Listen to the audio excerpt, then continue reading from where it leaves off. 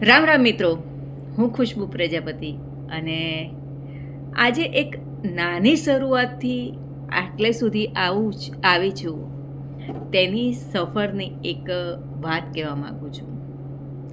જીવનની અંદર પડકારો ઘણા આવતા હોય છે અને પડકારોની સામે આપણે કઈ રીતે ધીરજ રાખી અને આગળ વધવું તેના ઉપર મેં વાત લખી છે.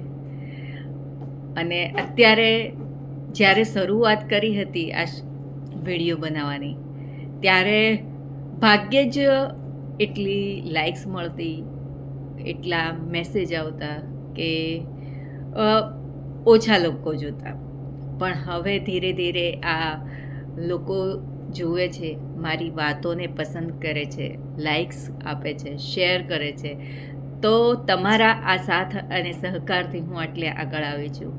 તો તે માટે એક સરસ વાત લખી છે, તો અંત સુધી સાંભળજો અને ગમે તો શેર કરજો, લાઈક કરજો અને કમેન્ટ કરજો અને તમારા વિચારો પણ વ્યક્ત કરજો, જેથી આપણે તેના ઉપર વધારે ચર્ચા કરી શકીએ.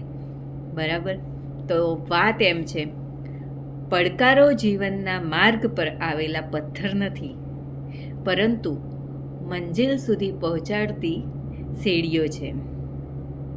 મુશ્કેલીઓ આપણને તોડી નાખવા નથી આવતી, પરંતુ આપણામાં છુપાયેલી શક્તિઓને જગાડવા માટે આવે છે.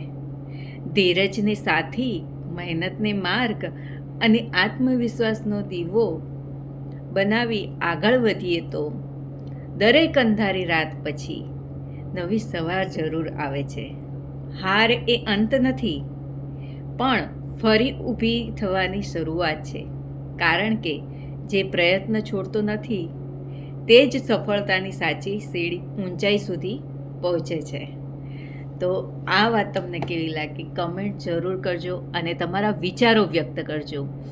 વાત તો બધાને ગમે જ છે, પણ કંઈક એવી વાત કરો જેથી આપણે ચર્ચા કરી શકીએ. અને આ પડકારો દરેકના જીવનમાં આવતા હોય છે. દરેકના જીવનની અંદર અલગ અલગ રીતે પડકારો આવતા હોય છે, પણ એ પડકારોની સામે આપણે કઈ રીતે લડવું, કઈ રીતે ધીરજ રાખવી અને કઈ રીતે આપણે ઊભા થવું ફરી. કારણ કે ઘણા લોકો એ પડકારોથી ડરી અને બેસી રહે છે અને એ કોશિયા જ કરતા હોય છે અને ત્યાં જ અટકી જાય છે. તો ત્યારે તમારી પ્રગતિ થતી નથી, પરંતુ એ પડકારોની સામે આગળ વધતા રહેવું, ત્યારે જ તમારી પ્રગતિ થાય છે. તો વાત ગમે તો લાઈક કરજો અને શેર કરજો અને કમેન્ટ જરૂર કરજો. ધન્યવાદ.